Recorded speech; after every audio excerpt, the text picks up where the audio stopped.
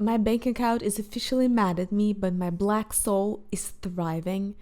I just finished the most exhausting and satisfying treasure hunt across the internet. I went to some dark corners to find these some shocking, some really delicious fragrances. Let's dive right in.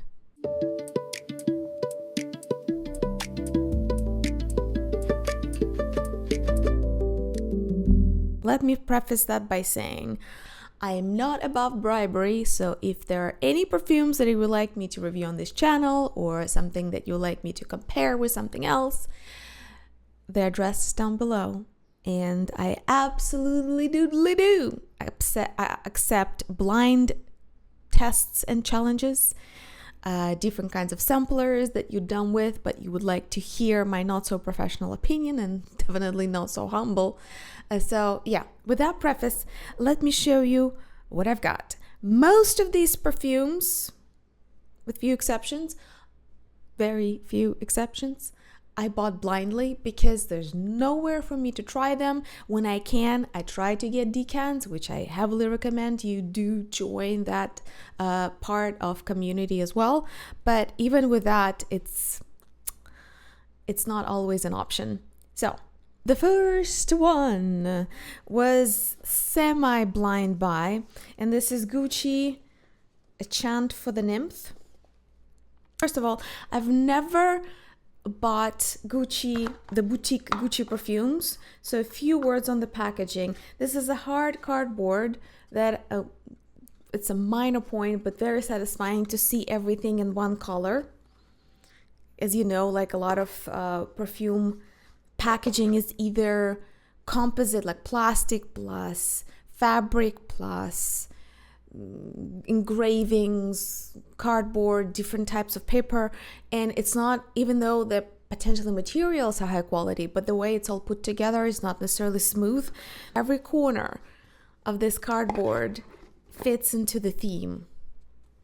It feels very intentional, and yet it is very, very ergonomic. The Chant for the Nymph was what prompted me to finally do a proper dive and guide in what is Frangipani / Plumeria / solar tropical florals / Teorema Noi and yada yada yada in perfumery. I had a fairly large sample of it. I wore it, I loved it, I forgot about it, and then I found it not so cheap, but cheap-ish on the gray market. And it was partially me wanting a Gucci.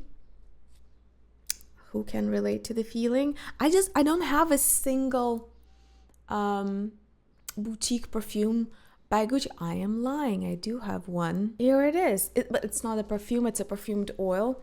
So technically speaking, I do have one. I don't know what my excuse was. But I didn't have a perfume. And I wanted one. Not the biggest fan of the packaging, though it feels and looks well made. It's just these flacons are not what I find the most aesthetically Gucci and not the most aesthetically pleasing, but well made. I was actually more impressed, as you notice, with the outer packaging. The inspiration to make a Frangipani guide, which you can find on this channel and the Perfume Nation podcast on other podcast platforms, was because it was such a boring, blasé note in my mind as a genre, tropical florals. I always associated them with a fruit salad.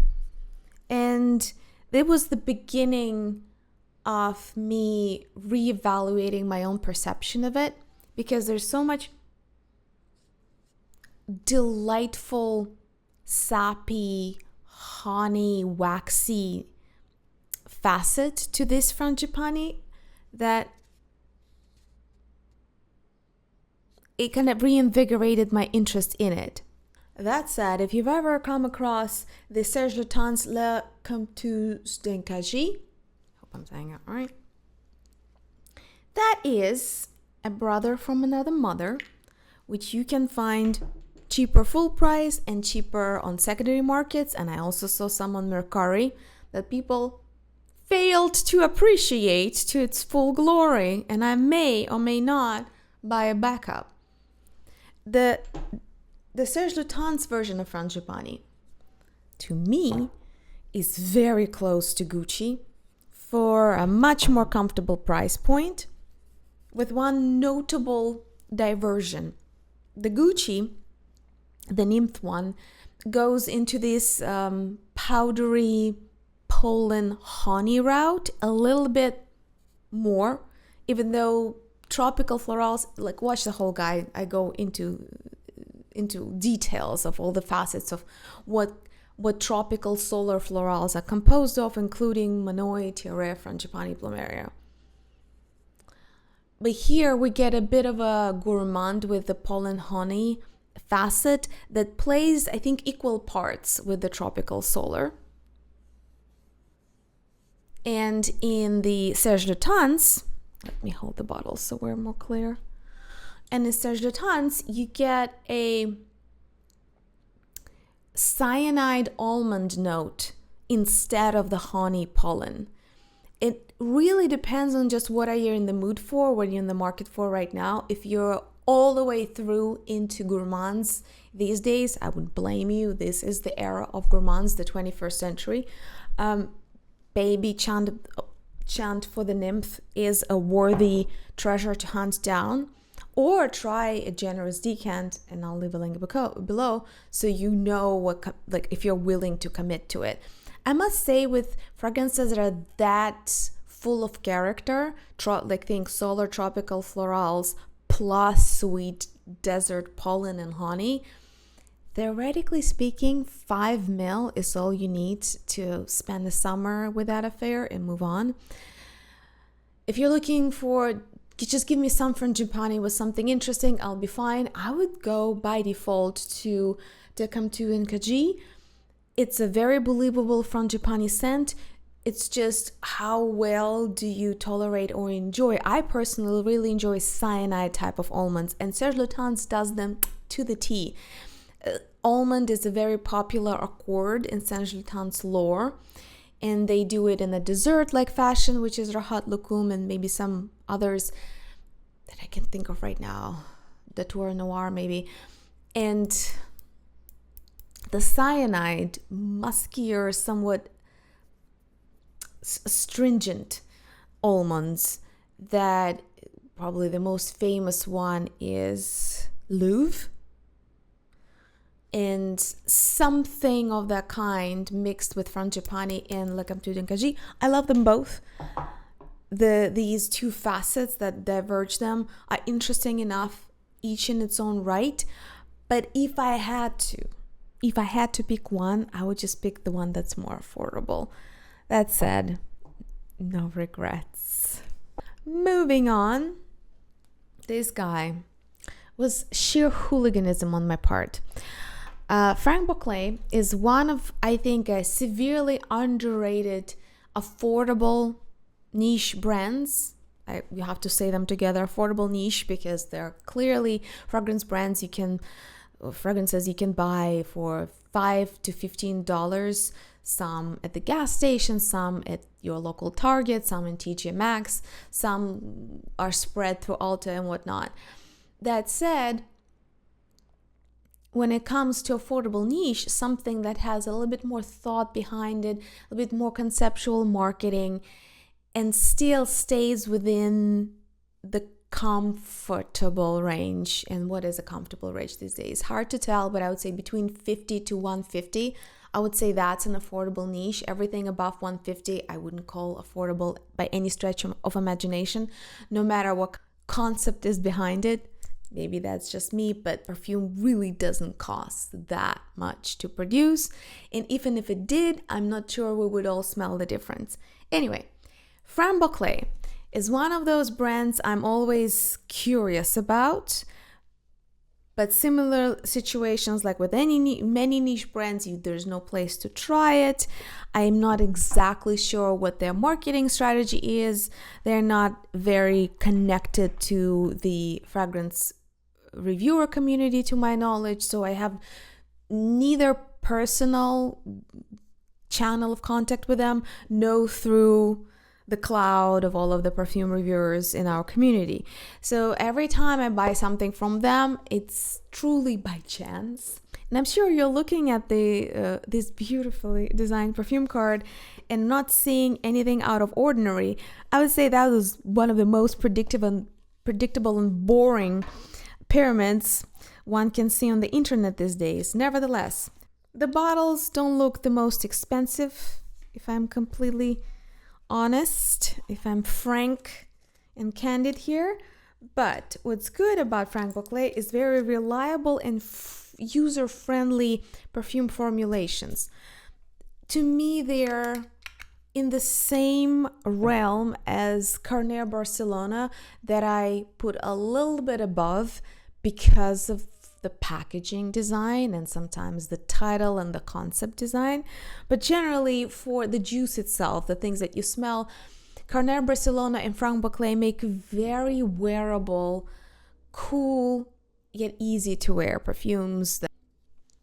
I bought this particular one, the Chypre, because I was curious about how Franck Boclet would do a fragrance that they call as the genre, Chypre, that also is touted to be a nearly direct clone, a brother from another mother, of classical Narciso Rodriguez, either Eau de Parfum or Eau de Toilette.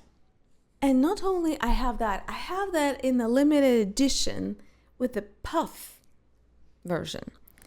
So we are gonna be merciless. Oh, how am I gonna do this? Oh, this is hard to do. Okay. And we're gonna have a showdown right here, right now. Because I completely understand the idiocy of this setup. I am buying a perfume that is touted to be a clone of the perfume I already own and love. And yet I did it. No regrets. Here we go. If you are going for that type of profile, yes, indeed, they are nearly clones of each other, which is almost cheeky of Franck Boclet to make a perfume that mirrors a cult classic. If you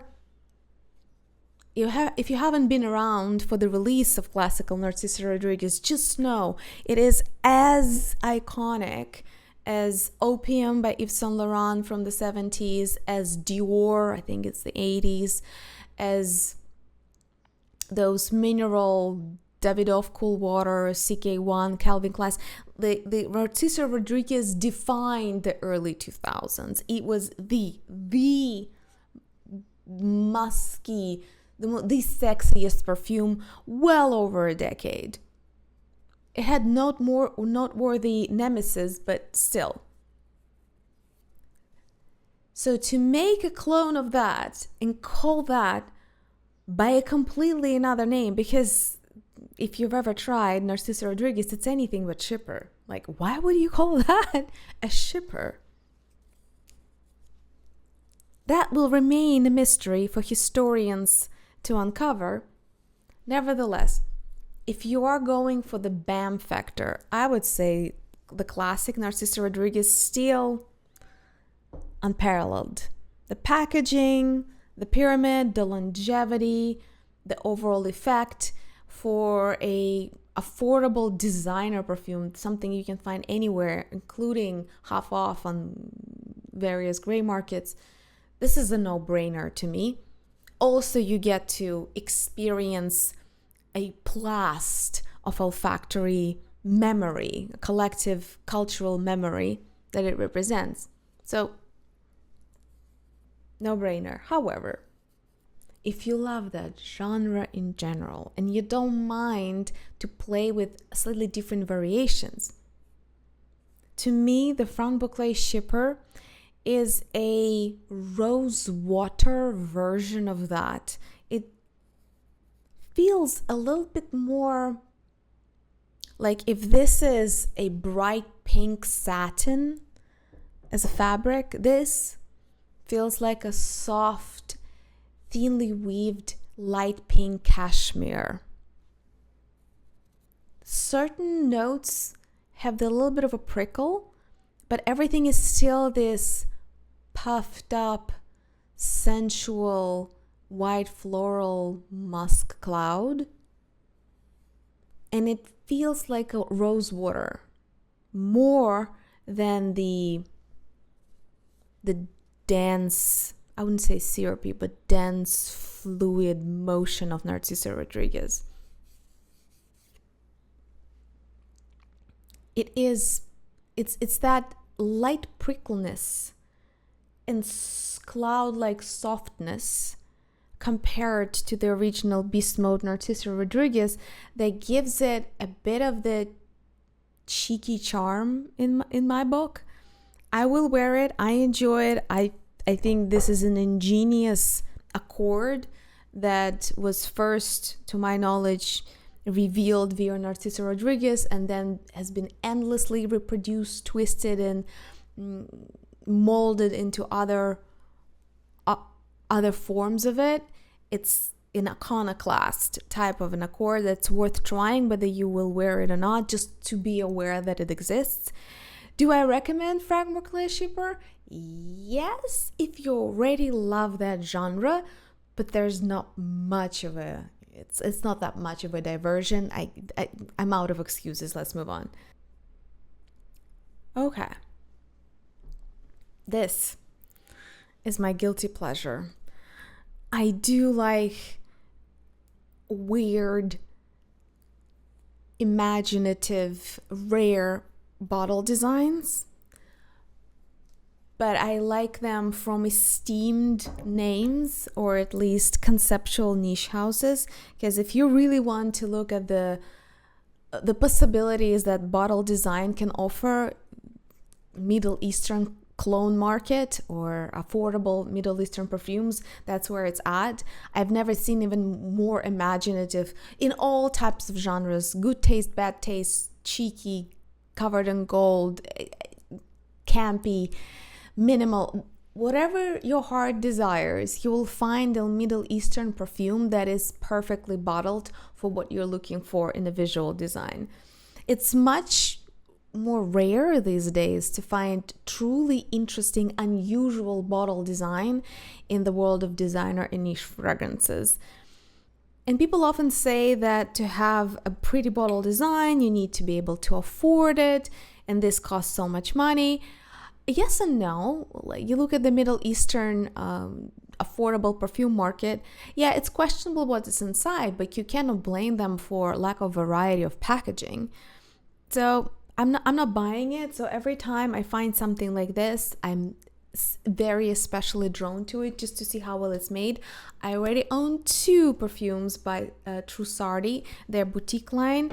I don't think I've seen them anywhere, maybe in a duty-free once, but I'm still not sure if that even happened or I'm just imagining it. I must say they have very cheap sprays. It's like there's a lot that comes out. But otherwise, I appreciate the packaging. It's well made. It's not the most expensive packaging I've seen on the market, but it's respectable and it's creative. I love these dogs, the hounds. I think that's cool, and it's very Trussardi.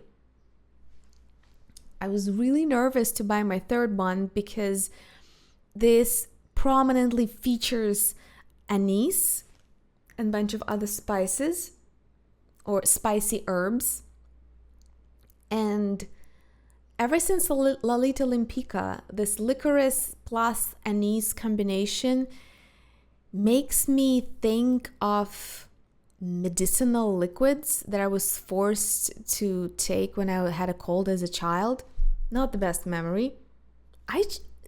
It's a personal taste thing. Some people live for that, and it's not that easy to find an anise-centric fragrance composition. So if you're looking for something like that, I think this is it. If you can find it, I'll leave a link down below if you want to try it. But if you're not already a major fan of that accord, of that note, it might be a bit of a challenge. Happy to report back that despite all of the notes that you can find in the usual medicinal herbal tinctures or alcoholic concoctions, the balsam fir, all the herbs, wormwood, artemisia, star anise, black pepper, even patchouli, I guess, cedar can be thrown into that. This on my skin has much more delightful, I would say, pine plus vanilla souffle feel, which somewhat sends us to Gypsy Water, I guess, by Byredo. I don't have it. I've tried it a few times. I guess it was cool and botanical au naturel, bucolic even at the time, but in the modern world of perfumery, Gypsy Water to me falls flat, at least in its dynamic dry down and performance. And I'm the last person to advocate for beast mode, stinky type of formulations. And yet, this, in my view, delivers on the promise.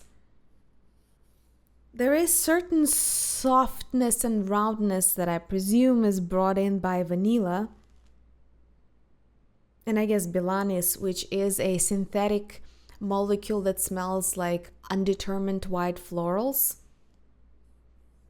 And the herbs are much less prickly on my skin than they are on the blotter. If you smell it on the blotter, you might get only those herbaceous medicinal facets, which is great for people who love anise and are looking for that. So here you have another candidate. But if you're not, don't be afraid. I am not a big fan of anise. If anything, I avoid that note, similar to leathery violets that go sour so quickly. I'm not a big fan of anise-centric perfumes, and yet this I love on my skin. Anise on my skin, in combination with all the black pepper and all of the herbs, becomes more of this herbal tea, soft vanilla cloud. It blends together very well, and I love falling asleep in this perfume. It's so calming and soothing. It pulls the best of, I guess, childhood associations with all these herbs without making me think of medicine. Love it. Not everybody's cup of tea, but yet, given how rare this combination of notes is, it was worth bringing to your attention. It was worth buying blind. Love it. Next. Every time I mention Memo Paris as a brand, I start whining that I can't find my leather in their collection. For better and for worse, Memo had such a strong showing with this leather collection that no leather note review or top X can go without people at least giving some shout out to Memo leather collection. They're that iconic. They really carved themselves a huge place in history, at least in the collective consciousness when it comes to leather scents. And yet, at this point, I think I've tried a dozen. Like bought a decant, and this is my yet a new attempt. This is African leather, as you can see. And still, that's not it. I will enjoy wearing it. It's somewhat in between what I would call rosewood accord, the very typical thing that we've seen 1,000 times. This sweet, woody, potentially leathery accord with a more of a gourmandise rose, and rose leather. I think it's French leather, rose and leather, French leather by Memo, that I also had in a decant. I enjoyed wearing that as well. I enjoy wearing this a little bit more because it's a little sweeter. It has a soft, spicy presence.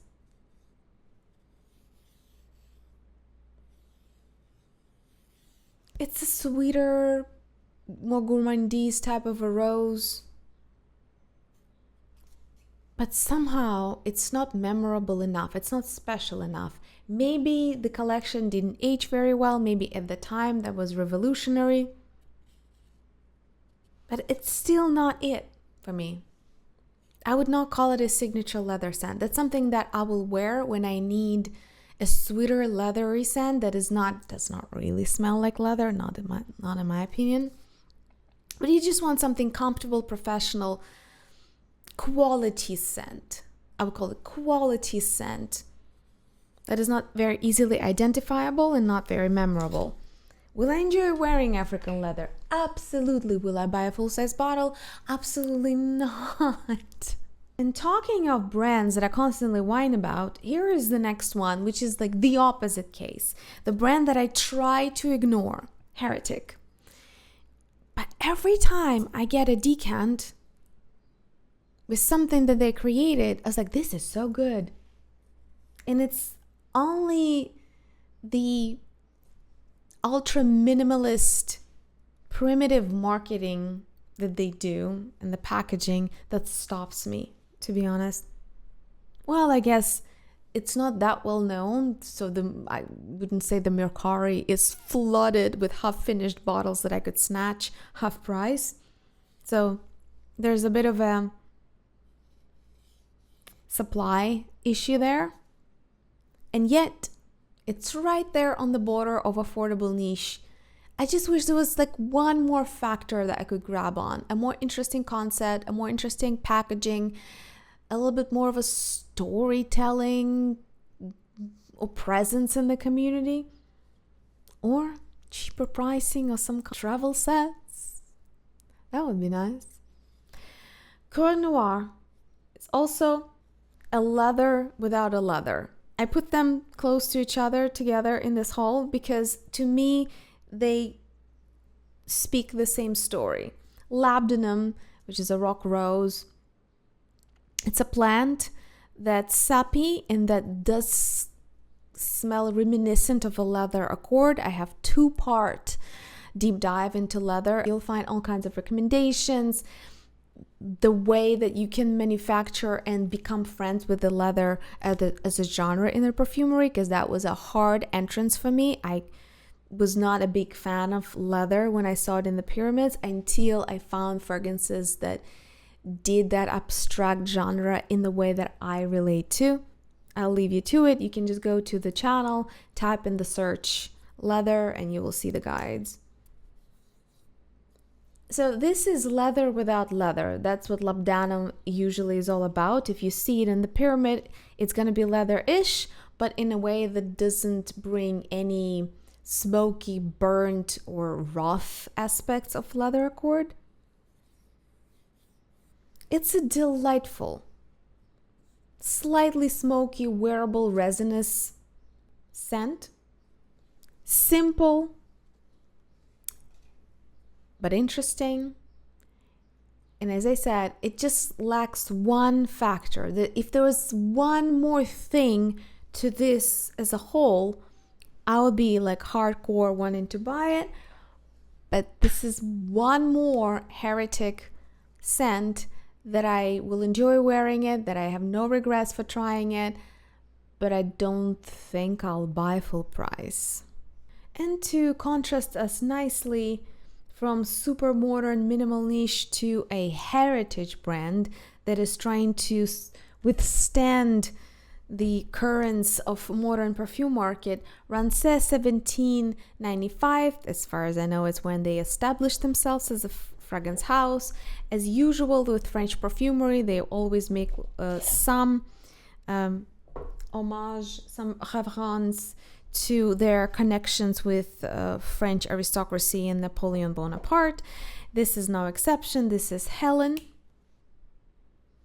Fairly new creation, but it hints that Rancé will only call its fragrances to pay respects to its past very royal clients. I purchased Hélène, first of all, because I love packaging of Rancé. It's also just cardboard. There's nothing extra to it. And yet there's like Rancé signature, a print inside the hidden, I don't know if you can see it. You see that? Like the attention to detail with how they package their perfumes, it's making my heart sing. I do save those cardboards. I always throw away everything, with one exception. Some super limited Amouage and Rancé. It's just a great reference to see what packaging can do if you take it seriously. And it's very, very Rococo. It's not for everyone, I understand. But in these days when, and again, compared to Heretic and a lot of modern niche, all you get is just the cheapest glass feasible, and there's not any, I guess that's an aesthetic itself, but there's not much care to craft, if it makes sense. To have something like this in your hands, the only fragrance house that I can think can rival them in terms of this delightful attention to detail and Rococo packaging would be Santa Maria Novella, which is way more expensive than this. So Hélène, I decided to take it because I was looking for heliotrope, overall smooth heliotrope floral, and heliotrope plus iris is usually like a classical sign that you're about to enter the territory of powdery, makeup-y fragrances. But the lipstick genre, and I have a whole video on that, is very specific, and it's not my favorite. I like dry, powdery, bouquish irises, what I call it. Molecular irises fall into that same category. And I like irises that are souffle-like, that are mixed with something else and suspended in the air like a cloud, but don't go into the lipsticky, rosy raspberry mode, which often happens when heliotrope and iris I use in that makeup-y manner. So I was hoping maybe Rancé, because they do delicate, complex florals so well. Most of their compositions are very smoothly mixed together like mashed potatoes that you can't really tell any notes apart, which is old school of doing perfumes. They are supposed to be very densely weaved in, abstract, nothing should shout at you any given note. Also, a newer school but still very classical schema is to have a very dynamic dry down progression, that what you smell at the beginning and the heart and later on are like three different stories. So Rancé does both fairly well, but in a lighter form than what we're used to. Rancé, if you haven't tried them, think of it, it's sort of like Lalique. I would put them close together in the way that their fragrances land for me. They're always very complex. You can't immediately say, oh, this is rose, this is this is that. They are full-hearted, but they are not beast mode. They're not projecting too much. They are more like cloud souffle-like perfumes. At least those that I've tried. I have Hortense by Rancé, and now I have Hélène. Lovely, delightful, well-mannered. It feels just like it looks. It is very...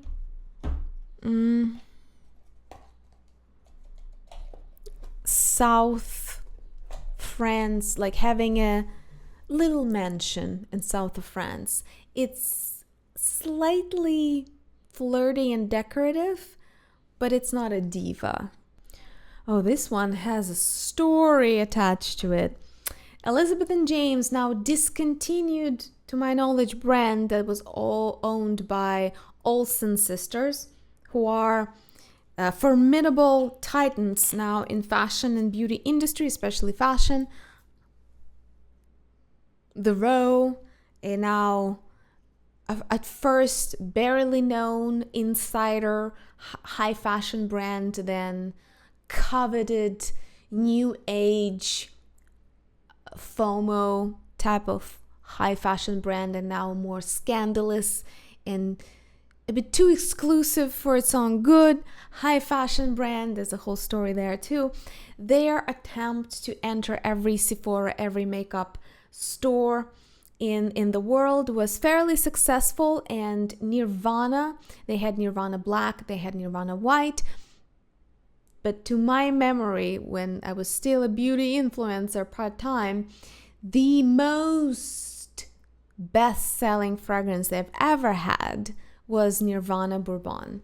It does smell like a delicious version of an old-fashioned, like a bourbon centric cocktail with deep woody kind of wood barrel and vanilla, slightly not so smoky as by the fireplace by Massimo Margiela. I do prefer this one to that.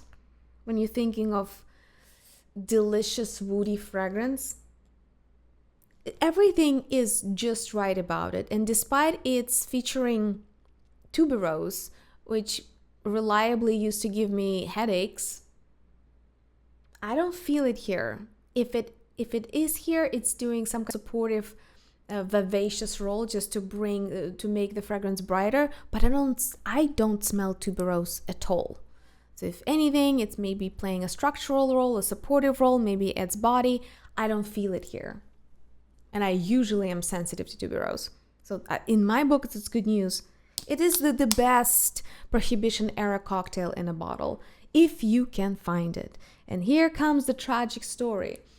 A few years ago, I was traveling abroad, and as part of giving gifts, I brought in, I think, 3 boxes of Elizabeth and James Nirvana Bourbon, because I thought that is so far the best America can offer to the rest of the world. Is American made, American designed, and very American, Americana type of scent. Back in the day, I would characterize it, if you are on your 4th old-fashioned or Manhattan, and at that point you've eaten, you've drunk, you've danced, you've smoked, you've kissed a stranger, and you're just sitting there and you're just like tired but too riled up to go home, and you're just like, what do I do? What do I do with myself? I'm not hungry, I'm not thirsty, leave me, I don't know your name. You just been there, done that, but you're not ready to go home. You're not ready to end the party. So if you have access to Elizabeth and James Nirvana Bourbon, try it. It is truly a great bourbon manifestation. This makes me think of Tom Ford a little bit. It makes me think of Prohibition era. It's beautifully designed bottle. It's a beautifully and brightly designed scent. If you are into woody vanilla, it is great. If you're concerned about masculine versus feminine, this one doesn't have any sharp leaning in my view. It just works just like if you like bourbon, you like bourbon. You like the smell of it, you like the taste of it. It's great if you can find it. I bought myself a backup because I'm nearly done with this. I think it's my 2nd bottle. And I am thinking about getting a few backups. I consider Nirvana Bourbon a collectible. I've been at this game for a long time. I'm making a stake. In my view, it's a collectible, even if it never rises in price. It's discontinued, but it's just so conceptually gold. It delivers on every facet, everything you could possibly want from an Americana in a bottle. Now, let's get weird.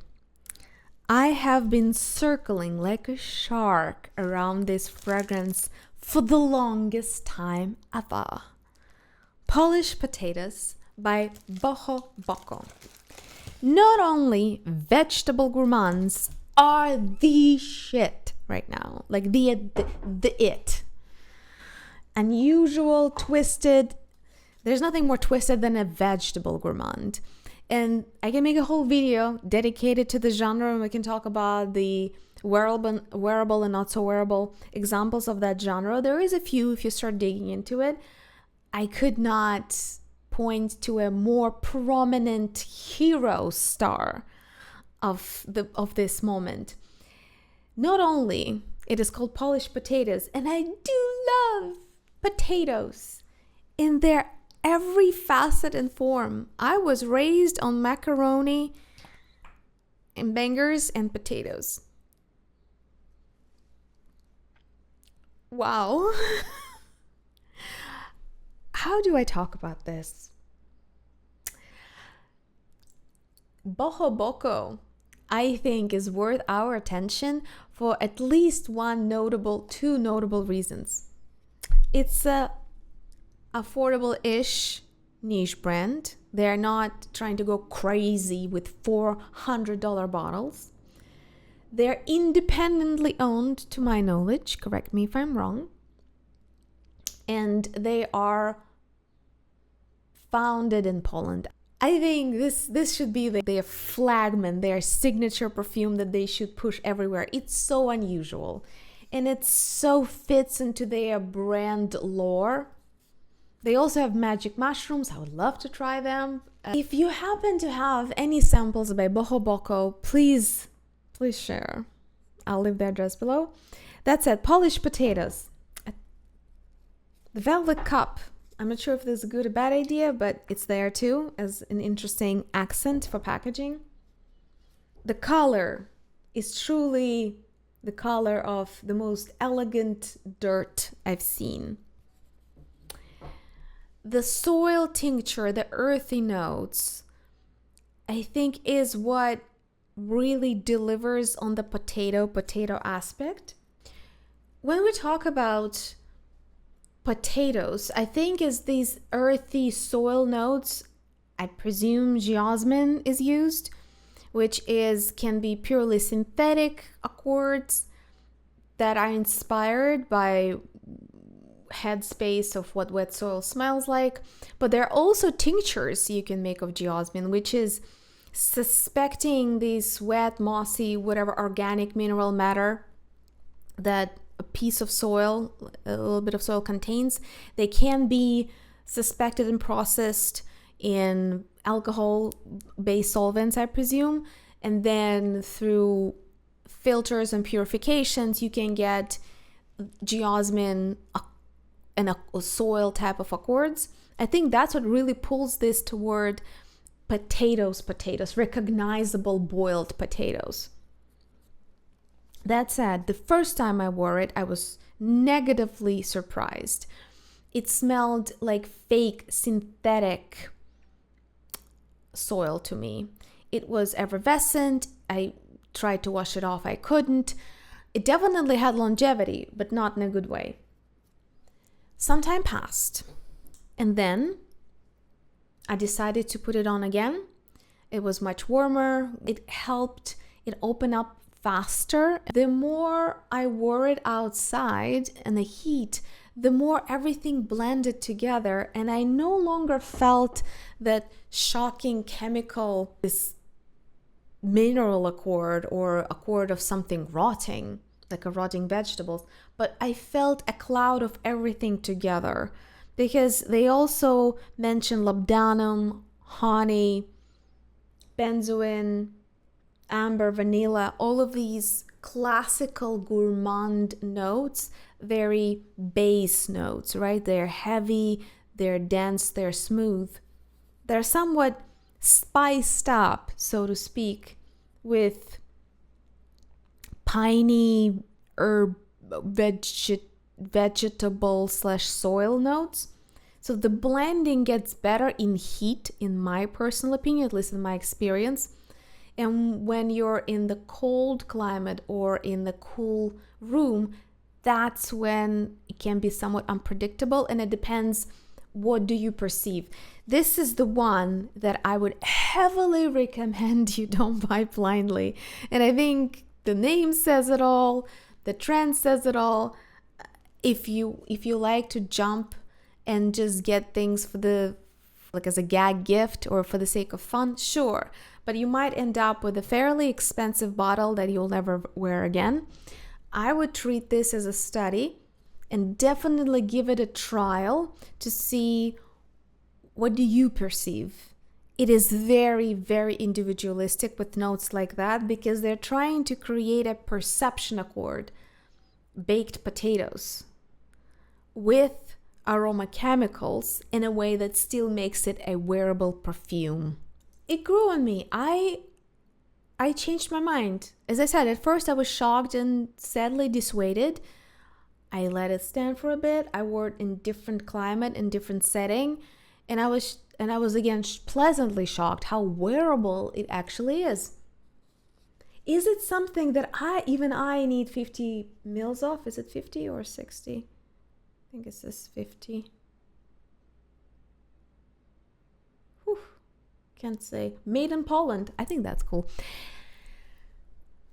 Not so sure.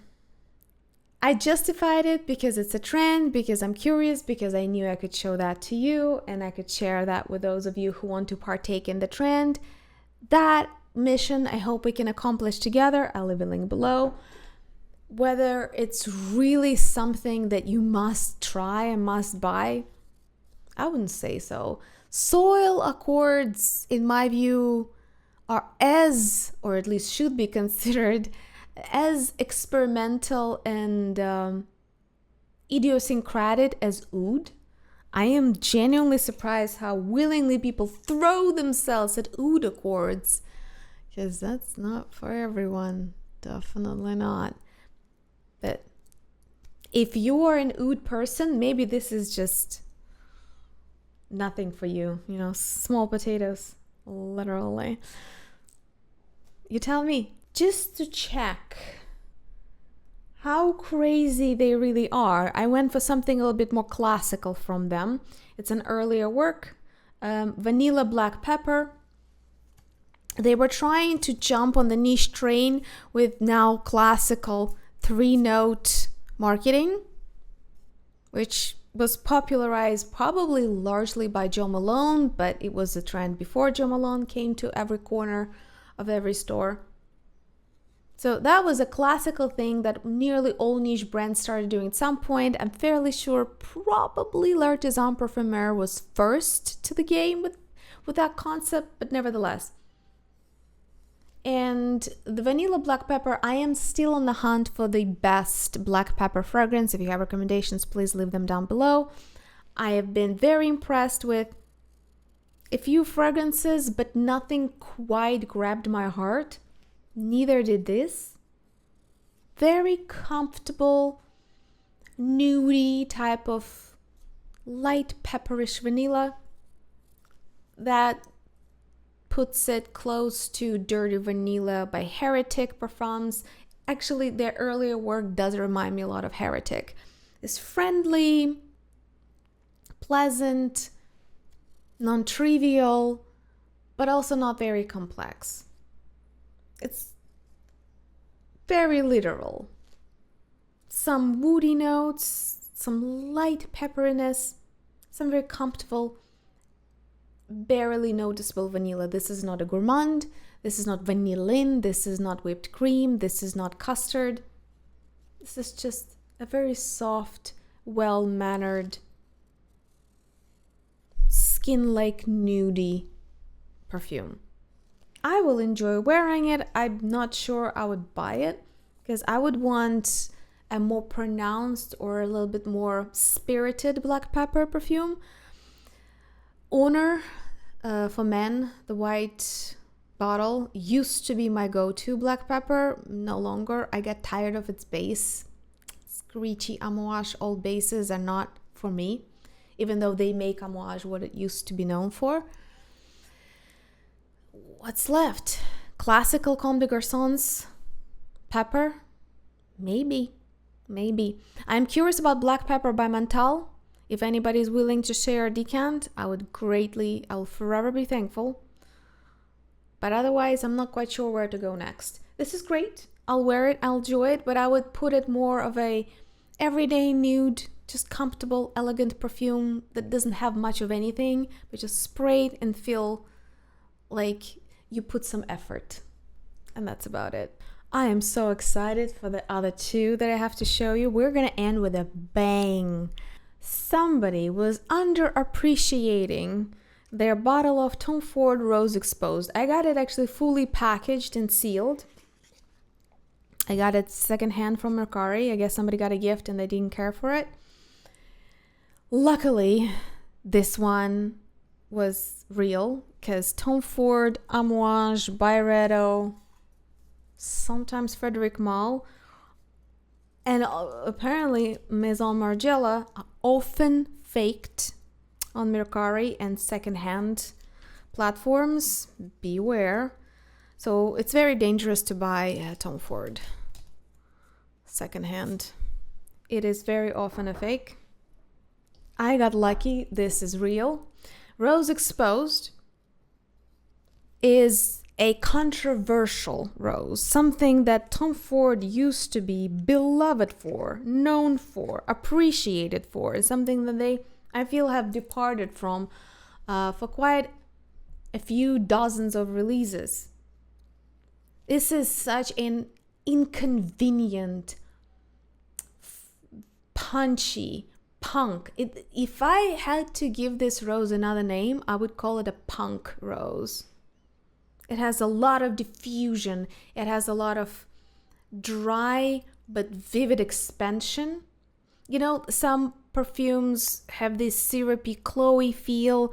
Some are very piercing. This, to me, expands via like a freshly ground black pepper fills the room when you start grinding pepper, and you just feel the vapors of that spice slowly penetrating everywhere.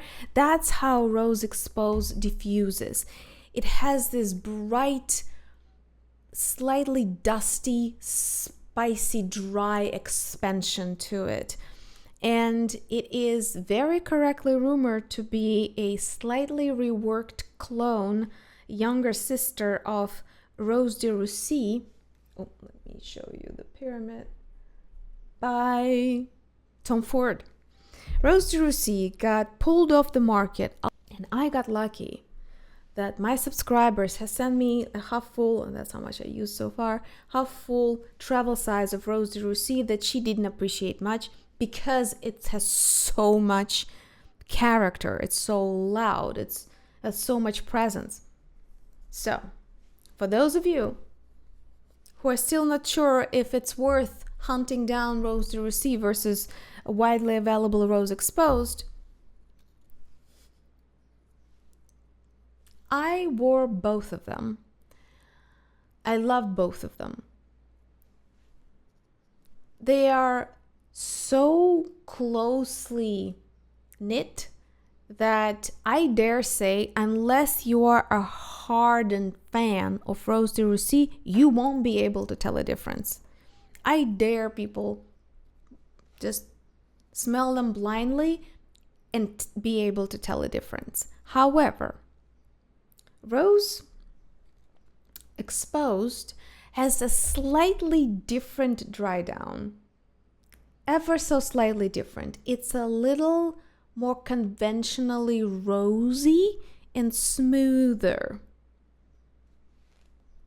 Rose de Russie has a bit of a punchier leather facet that makes me think of greener leathers like Frederic Malle Rose Coeur, not to that extreme, but Cabochard Gray, maybe the slightly more of a slap, a little bit more of a lacquer to that leather in Rose de Russie.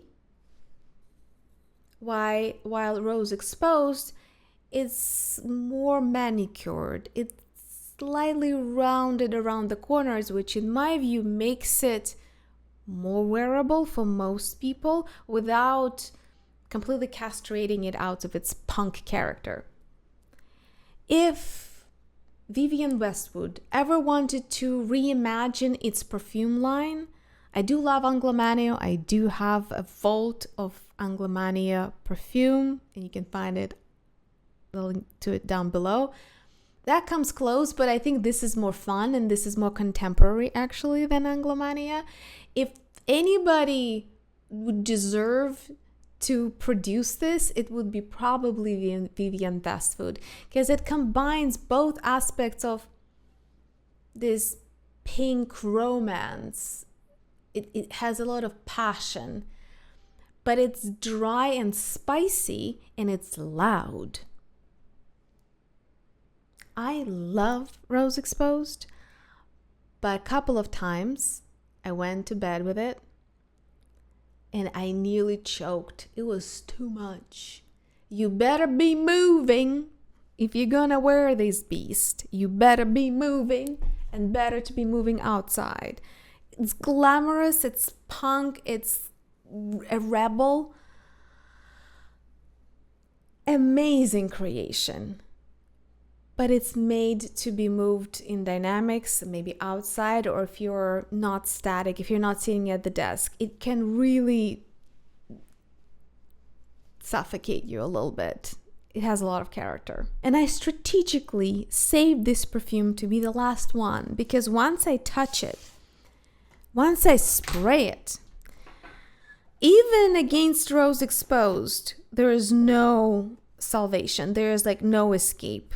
Everything will smell of this perfume till the end of times, because this is what? This is South of Italy brand Profumum Roma, and this is our famous gourmand Sorriso that I bought secondhand on Mercari.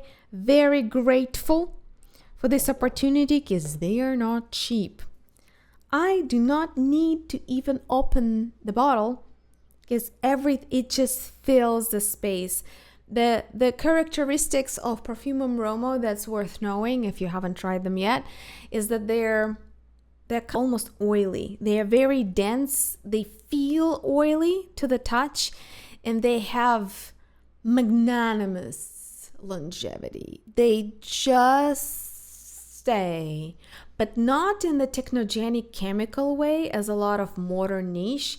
They do it in this dignified, aristocratic, like old money in 10th generation type of way.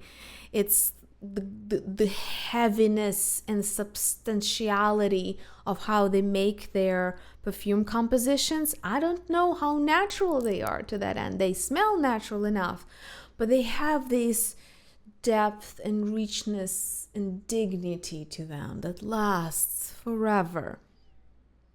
Sorriso, to me, is the quintessential yummy cacao. I don't find as much of a dark chocolate here. To me, the paragon of dark chocolate would be 7th Hour by Cartier, their haute perfumerie collection, Les Heures. And this is more cacao, because I feel there's a lot of vanilla in here. Not even vanilla, vanillin. This is as gourmand as it gets. It's worth experiencing if you're a hardcore gourmand lover, if you're not easily spooked by heavy, substantial, long-lasting gourmands. At the same time, to me, it's not syrupy, and it's not very heavy, and it's not cloying. To give an example of a cloying gourmand, something that's suffocating for me, that would be In Love by Kilian. I like this cacao plus vanillin, this custard cream version, so much that I don't mind that it lasts 14 hours on my skin and forever on your clothes. Though I would caution against applying it to your clothes because it can stain. As I said, they feel oily, they feel very substantial, and I think they will stain your clothes, especially the light clothes. I would heavily recommend applying them on your skin. You will enjoy that much more. I feel they blend with the skin sebum with texture so well. They feel very luscious. That said, one word of criticism. I appreciate that you can open this, put a sprayer in. I think it's there, hidden somewhere. But I would start with the travel size because they are very long lasting, and only commit to a full size bottle once you know you need it. And also consider the fact, at least in my not so humble opinion, that a lot of their gourmands smell very similar. Dulces and fundo, to me these are very similar. Even some sweet waters, I don't remember, Confetto or Battisto Dali, they have these cacao cluster of perfumes in their gourmands. They have lemon tart or lemon custard cream or cheesecake cluster. And what else? And sweeter resins, so the ambery resins, labdanum, benzoin, amber, vanilla cluster. Luckily, they're so expensive, I cannot fathom who would want all of them on their shelf, but maybe there are some crazy collectors. But the good news is you don't need to. You just pick one, the facet of which you enjoy the most. I was choosing between, I think, Confetto, Battisto Dali, and Dulces in Fundo. I'm not sure how exactly to pronounce it with Italian. I think it should be pronounced with Italian accent. And I was lucky enough to find Sorriso. It does it for me. I don't need the other two. It is legendary. Their gourmands are legendary. They're definitely worth exploring, but I completely understand if you decide to bypass that, because it is quite an investment. This is quite an investment, and you better be sure that it's worth your time. And therefore, what? Getting a 5 ml decant of this can last you a lifetime, and you might be not in the need of the full-size bottle ever. So you make your own decisions. If you do want to partake, you can. The links are down below. Thank you so much for watching. I hope you'll share some of the things that made you think of. Maybe you have recommendations, what to try that's similar or different from these. If something that you found peculiar about these brands or the way that these perfumes were. Can't wait to read your comments down below. Thank you so much for watching. Don't forget to like and subscribe, because what? Because that means that we'll see each other in the next one.